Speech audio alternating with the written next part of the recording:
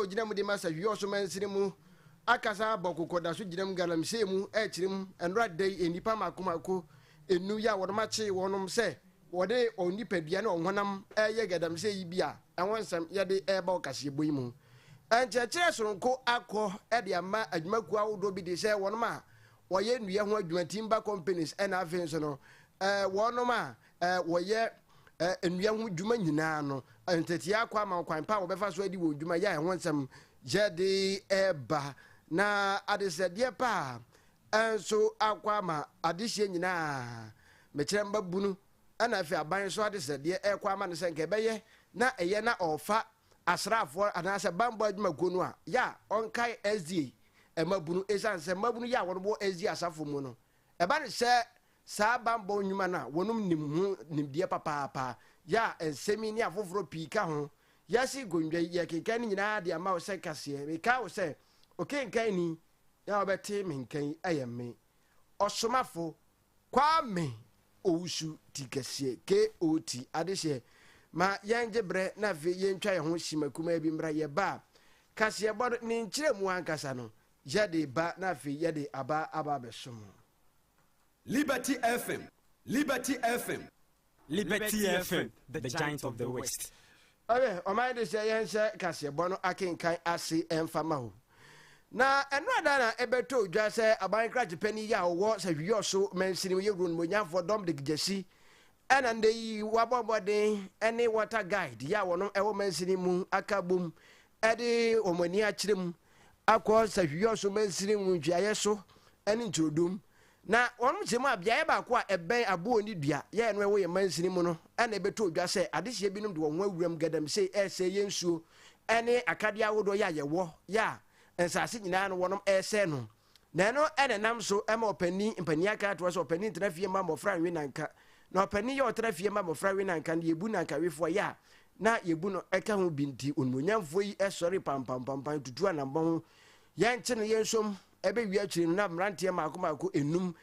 ya na wonom eginam dendende no womsa aso mu ma wode wonom eba ye ebe ma posifo enam so ama wona samtwerefo ebon komo yerun monyamfo dom de gesi ene samtwerefo ebon komo no o kire kwaye fa so ya wote sansemi ni anamontuo ya otufa ho Mr. Bear 12 imona me water guard for so mo koye training mo leaders koye training water crowd enti medu na so mo bom mama ne ti dinko mana maka cho mo se masape kinje so mo ye ade no bi galamsi ni bi o ba enti mo kohwe mbo spa na hwede wu ane mpa mo ko ti mo ana be 30 minutes na mo frame se membra na nkofo bi ho no ma mo ye bi mo dwane mo ti ma che bi no ma ya hankofo mo na wo se me de me kai ko te nkofo na me mo munika moto no mo kwa masra mo de ye adwuma se me peka na me to awo ti me ya official car na me de koye na pick back kan ho yakosesa jam fine ene machines na omuhu so omunya ma omde ye gadam se ne ma no yakosesa bebre kakra yaba na yache amnante be 5 enso aka ho ma me ka say ye de omakogumo yo so police station aha enti mpani abu bebi di ato se ye tufo na wanti a aya na akwa anti ade enti eno ho nsam no mbrante akwakodi a posifo nsam na enwachi ena ye ron monyafo dom de gijesi woni nkasa ye mu no ode aniha sa ahwe na mom nia efare hwehwemu awodo bia ya ese wonom ye because say wo hwe mfidie awodo ya mbrante na wonom didi dwuma utimu se sa mfidie wonom didi dwuma mbrante wonom nika presempo adama kura wo de beto na je se obi hyase na etoto mfidie de ma odidi dwuma di sa nipa no wo se hwehwemu ekọ a na omusa etimi so no na moma yentie eno so nkyiremu ya odemai Bani say ya o say please for no hwehwemu because the minimum say any interrogation kakra ye no o mo aka so mo ye adwuma sisi ya no ayakoche o mo ni capacity ya mo beto to sa ne ma na san fidie no o mo financiers ngofo ho no ma mo to sa ne ma ne de mo nti be pese please for be ye hwehwemu na o mo sha se potin na nkasa yensa ntimi asom na na eno mo adi galam say be be adu no enye ade a o say tena ye hwe ha de say she dem no fam ma sa de we because ni di nyina nya o hwe koko a ye tuagu be be fi be ya yetukoko na tuagu na ye galamsi nti besre no be adu no ma enye hiasem ma ye nyina ma ne koye se gise ye de mpanyifo sojafo ba moso ansa nbisfo ba moso ansa nka hu se be aye adu no eye ye nya galamsi no ye no mo nya so a guruguru na nya ya keke no so de enya ade a betra ha no aya hwe ha na modi owu a nti se enti kukuru no ejaya eno na boa ema kike nso ejai abai graje pani ya wo gire mu de ma de hye ya e wo sa hwiyo so mensim ye ro no nyafo dom de jesi ana akasa kirem se anamoto bia ya e wo so tu se gadam se asibetimi atu afiri ya mansi no de wo ye den wakantam adi se awiabo aka ni nyina bom se obehwe amagadam se ase atimi atu afiri ya mantam bi mu a eno ene sama wodo ya ye wura a kire se mu na fe ode atu dwam ye kai wo sa ha ye liberty adokuru mienu na kiri po enso kasa fidie so ana waso egusi a wutie kase ya wutie yi alam abafo ntenta fidie no so Facebook my liberty fm my liberty fm okwa like share wadwen kire ya efa kase ho no nyina fagu am ebre pam yabaje bra na fe ya kenkan ni nyina enso ede amaho ye twa kase no so na yakwa akogire mu ewo ensem foforo emu na ye twa kase no so na yakọ ensem foforo mu ham yade yani kire mu ewo atoye nchembrem aboafo me kire nadmu adwuma gonu mu ene yade yani kire na fe yakọ na wo nadbu adwuma yemu no ana atoya tv mantem no opani ya woda no ene adwuma yefo aka wo nwabom ahyehyɛ enkyekere so nkokura potokasam yese workshop na sa workshop ya woye yeyi ayade a wonom de nkyerɛkyerɛ ne ntete pa ede ma de hye ya wonom ewonwumago ahodo aho mantami mtitiri ohwe ne wonom ahyahye ya na eye ne wonom eye ede ama wonom a woye enuadwuma mche timber companies na afi sombe company enkyekere so nko ya na wonom eye ane potokasam kwasi bronyi friend say safety precautions say ekwan ya wonom befa so na wabo ho ban se koba sendei wo di djuma won kopria se adwuma bi okra wo ya e wo se onya helmet baby wo so a e wo se unya spectacles ana goggles na e hyewo na ne keka ka ho ano sa ne ma no nyina no kire se bre bi atwam wonom koye ekohwe nyimagu ahodo mu ebisaye na so behwa na ebi ni wo obebisa no wo se yenima de krokro mpo na wo de ye na empani so pani ntena fie ma mofra nwendanka nanka sa e koba sa so ayibu ba jede obeka ho enti enam so enema wonom hyehye se adwuma yi na dwuradie na ase enam so ema opani ya se oba se hwiyo so mesiri da biwe kura de atoya tv mantem ono ene da nadbu adwuma kuo na no aye ma me Esther Opo Amponsa ekasa ye ekire botaye dia odi se adwuma no ene Western North Nadmo region ye training ama sawmills ene timber companies the entire yes are there no ne say pese mo safety agents no ko inspection na enye ewo form bisa ma omo si awon wichi omo na eneye ya ma omo a omo haye kuso aye training wo pese ye ma omo hu mfaso a ewo ahobambo na enye no nko ampo ye samu akiro mu ko befa so omo be yo madwuma na ebekoso afen su se aturenche mbi kura to na kwan be no befa so obesade ni dwumadie ni esi hobiem enwo ni hu a dwumadie no enwu na se we kese afo mu no Ibrahim ba emani ko pa ewo madwumam ene se de umbesi atoto mu no ma afa na mame Esther Opo Amponsa amfane sama nsiwo osan to aso biom ne sebu na ode etudwa chem se ode adesede pa mampanifo ne adehye ya wonya akwanya beje tiretre yi efa kwanpa wo no befa so abo ngo ban wa adwumaku awdom na enkofa ato yire chem bi mkoba na fe na wo bese na bo mo maye anwa da bi wo chem se ndey ni wo no mahye no na okono wo mo mobodi bia se wo de be ya adwuma na aboa ama ato yire chem no atimi abrase na no ana onsan ede sede pa ede eto adehye nyina anim se na gba adwumaku no wo no mo ho se wo bo adwuma pa de aboa mantiase man Ghana enti ye nyina ye nka mum na ye de wonom ni dwuma sede be ya ebeboa ama wo dwuma die no won hyehye no atimi akwa animu ye hwese omokwa ye ya kire onum no mo de be ye adwuma no ma omu ni bi wo mu factory ho no mo be kwa ko implement no mo de ye adwuma se ya ma hu se ye beta aba ya behwe ti de ya kire nyina ye ba na se eni ho no na wan fa anya adwuma e bia maka se nadmo de ye nim lanimfo ne nam wan se ye de wakọ na aban akọka wase meba office for na ye assessment ne mu 10% we nim nadmo na 90% enim na ba se ye hu se be 50% ehun nadmo eti nadmo no ase nti esro mu se nadmo ye ahwie bi a owura baabi akoye adwuma nti se ye bo maso ye ya memmo ye hunye o ma ese nene de we mu nso e sase no ene no maka achi asese de de no ma egu akwem nti aso ye bia nadmo ebewura ho de ye nkyerɛkyerɛ na kɔ na afie de mlanso aye adwuma ane ya woti ye openipa ono ena oba atoya TV mantem atoyire nchembrem abuafo dwumadie National Disaster Management Organization nadmu omo ena ehwe na ototo niema nyina na se atoyire nchem natural disaster ena wohwe so toto niema nyina eye maame ya efrense Esther Pon Amponsa ena de nsemitu dwana ne nkasa enachi enam so ama adehye ya wonom ede wo ho ehye se dwumadie yi mu ne kwasi bronyi frɛ won se participants no ebi nso ene yembo nkomosi for time memorial na enim se na de assemble ansa na omamom so eba for na mi so person forestry for edinsa wo so ebeboa I think say safety we say no ewo high precaution nti yam so ebeboa cooperate ama ya adwuma se na ese orientation antete ya eba beje free nadmo for ebeboa ebebre because ni enim say peace ne safety requirement na enhye ba na she o say yeshimu kena pi ema ye workers ne ye CEOs na omo ho no nyina ho se yesa niema na anase hyehyɛ na ebeboa ama ye nyuma atumpon ba emphasis do ye nya omu na doso bebre we ne first time kra nadmo kra de abeye sa train we because nadmo for the area ni se bibi atrensen bi eto wa no mo ba beboa na so ye ba ye no kwan mo afa so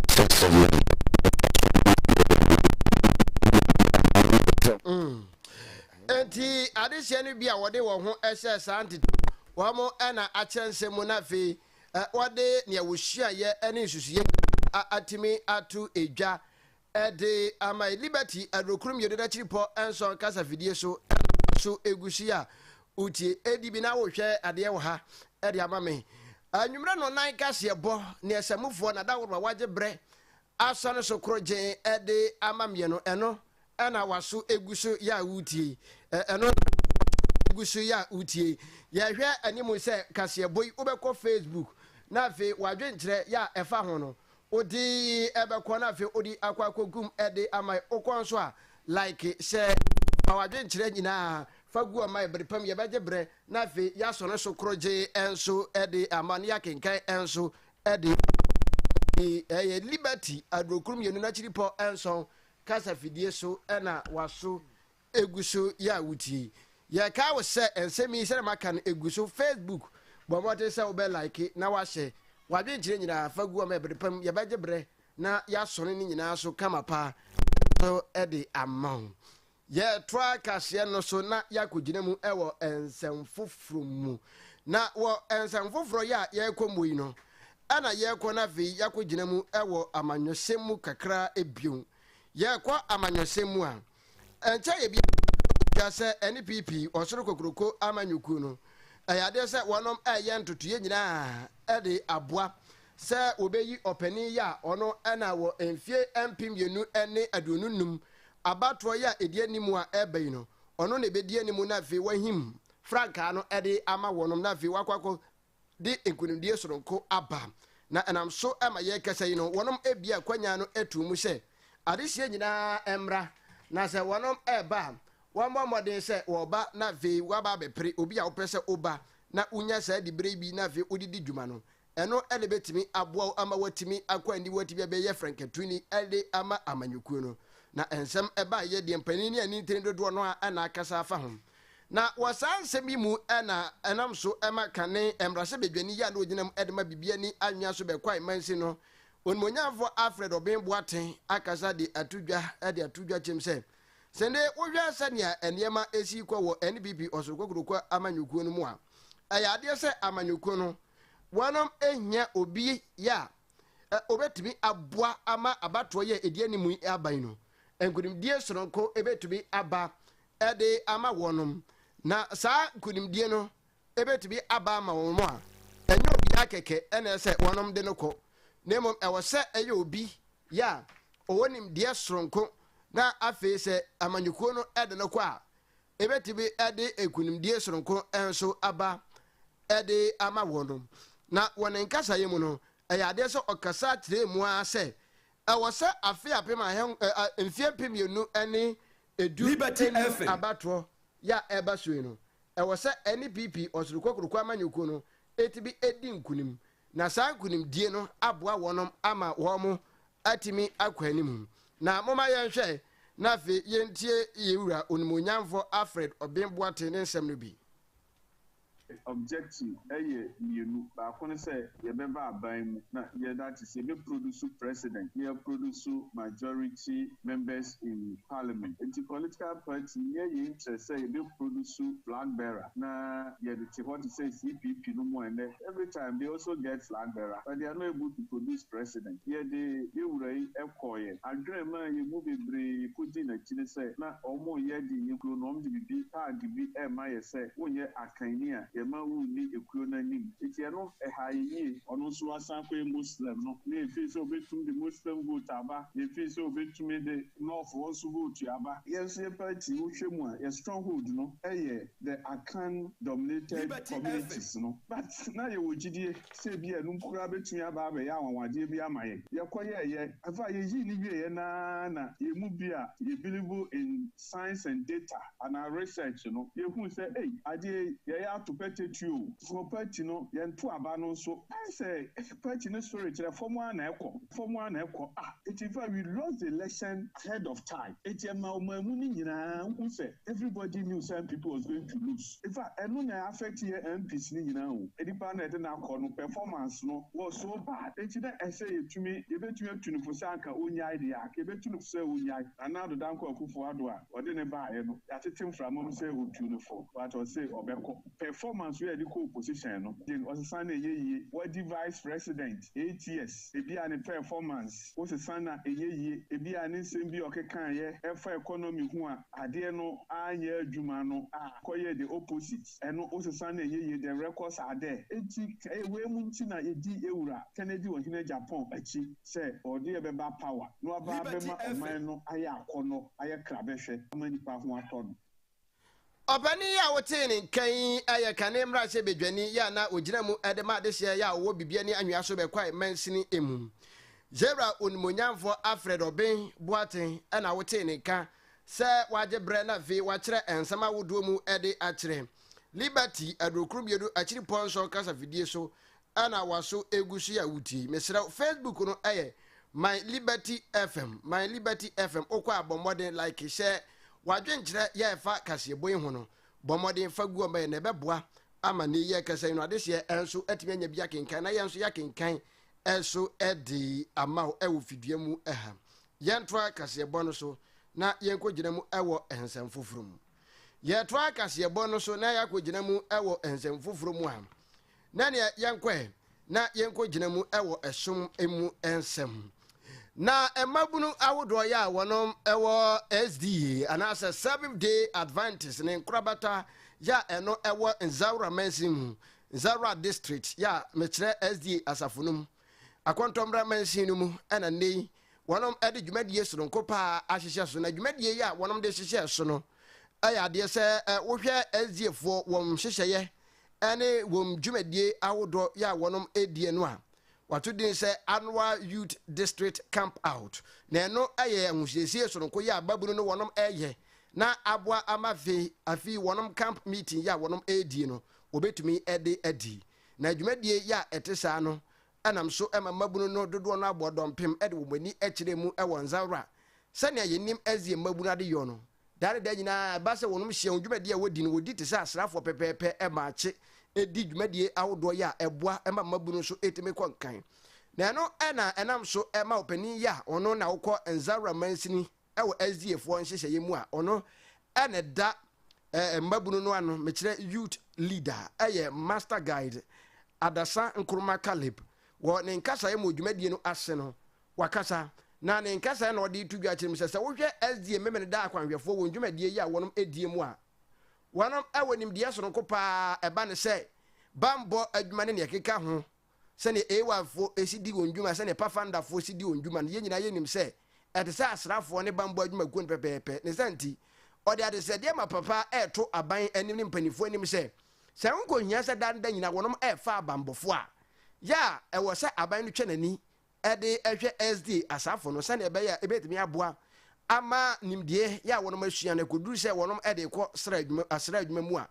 akɔyɛ bɔkɔ ɛde ama wɔnom na moma yɛntie ne nsɛm no a ɔkyerɛ mu no Wojumadi ase no adesrede kakra epese me de beto amampani ne amampanifu anim ene se me nua oba otu ani a wohwe a dwumadi na ye di no enteti a ye de mamabru no ewo ha no ye enteti bi a wohwe military side and say security side na no ye enteti a so bi ko training a ofam ewo military side wohwe a ye wo bibi te say camping skills obstacle challenge wohwe a sa ne mani nyina match nyina ye de amamabru no ewo ha wo ye no free mu a misuro ewo mu a se de oman no bambo sem ehye won sa ebeboa ama oman no afanete mapa afura ne senti ye besere se oman no ana se mampanifo ne mpanifo wo oman mu no se wo for security service mo mbeye adwuma na ye besere twa omani ehwe SDA mabu na ntetiye na se requirement omo hian bebre ewo ho a mabu no ewo so na eno asem bi eno no opani ya wono na da memene da kwa nhwefo SDA asafo ya eno ewo sahwi enzara mansino emu ana wote ne eye master guard adasa nkroma kalib ana ode semi etudwa na ne nkasa ya chi ana na bedi akire me kire mabunu bo anu dani abedi akire eye master guide set amboa enso ekasa ye na ne nkasa ye mu ana ode tudwa se botaye so nko ya ema epempi mabunu ya wono SDA asafo no wono hia se wonom ebedi ahia na afi watoto niema abo nyina ne se ebema esom awodo ya otwedi amponyankopon de ahye mabunu no nsa no wonom atimi aye atimi awie peye na ebe sanso aboa ama wo mahu nyankopon eyi na nensem emu ana osan ede etudwa atem se we na wonom eye no ebema mabunu no anyini ewo hu dwene foforo yem ya eno so okire dwene foforo yem ya eno so okire nsama wodo mu se akire yedi imadi ensama wodo mu se akire yedi imadi a yato de se call formation onyankopon afre ye mabunu se yemfuna sempa no enko wiase afana nyina na yenam so tete mabunu no ewo honhom famu afi so no honam famu na the physical activities ahodo na afi no the mental activity adwene mu se na be ya obetimi anyini wo enoma miensa a yedi asi ye ne so se ehwe se mabunu nyina nsa be ka no ye hwe ni mu se ntete ahodo a ene adesuade ahodo besuan no de di dwuma na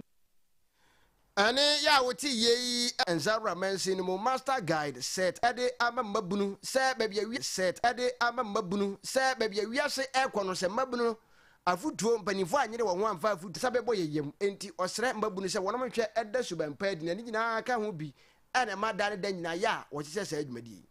ne wiase no baabi akodu bonsam peso take mabunu no captive enti ode ensa tramol red enempo de beten masturbation ne yakeka ho no ahye mabunu ne muma tobre bi a ne ma bi a otumi yo no ya na odwene ho a onti ase de senti afibia no ye boaboa mabunu ano na ye ne won edi nkomo atu won fo ede nyame ho suro ahye won mo ebinom ye SDF binso nye SDF ne masturbation is among the youth and red ne sane ne ma ese woni pedua no ehia won hia ma omuhunu ete ase se oni pedua no yo nyame asore dan na won fa ne ma bi a enye nwura asore dan mu a won kan hunu se woni pedua no mum na ye nyame asore dan nyame ti won ti wode se nu bone ne ye ma bone ne kan pedua no a mema won fa won ho totroto